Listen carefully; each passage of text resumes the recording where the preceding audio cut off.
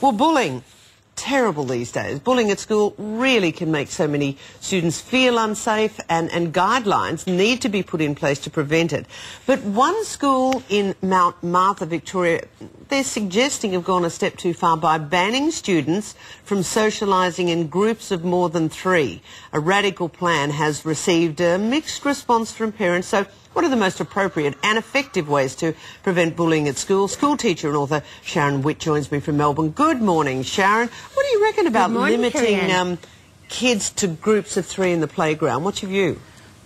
Well, Kerri-Anne, I was actually quite stunned at this move by the school. I think it's quite a desperate attempt, and it's also, I feel, a band-aid attempt at dealing with the social bullying that's obviously occurred in this school.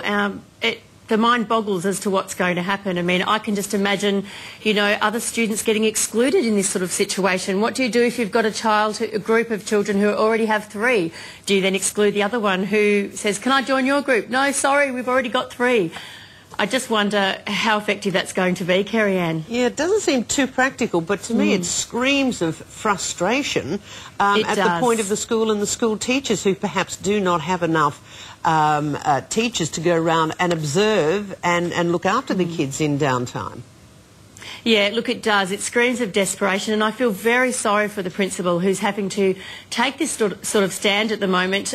Look, you have teachers on yard duty, and it is impossible to be in every place all the time, and certainly we do see groups of students that do get together and bully others, but I think it's a very radical approach, and I think really it goes against what we're actually trying to teach students with bullying, in that, you know, it's okay to tell, and it's important that these students are actually dealt with as part of a group, rather than just saying, look, what we'll do is put children in groups of 3 only, and hopefully that will combat the bullying. I really don't think it's going to be a positive approach. Okay, what's the most effective way?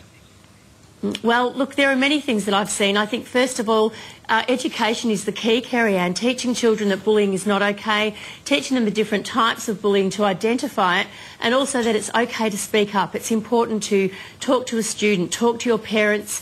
I've seen some schools that actually put in a bullying survey in place, and every now and then they'll do an anonymous survey where students will write down students that are bullying them, and you can start to see a pattern, Kerri-Anne, of students that are displaying these sorts of behaviours. Does a parent ever, students. in your experience, has a parent ever come to you or anybody in the school system and said, I'm worried about my child, I believe they're a bully, actually recognising the fact that their child has this personality trait? Yes, I have actually had parents come to us and say, look, I recognise this about my child. And then it's part of, I guess, working with the parent. That's fantastic if a parent can do that.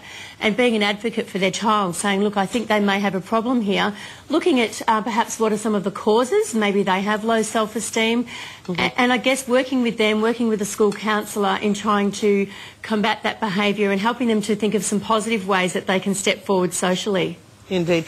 Sharon, we'll leave it there, but thanks for your thoughts this morning. We appreciate it. Thanks, Kerri-Anne. Good morning. And viewers, we'd love your thoughts. It's such an important issue. You know, can you actually stop kids playing together in large groups? Is making it mandatory for groups of 3 the answer? Is it going to stop bullying? Maybe you've got kids at that school in the area. We'd love to hear from you. Kerri-Anne at 9.com.au.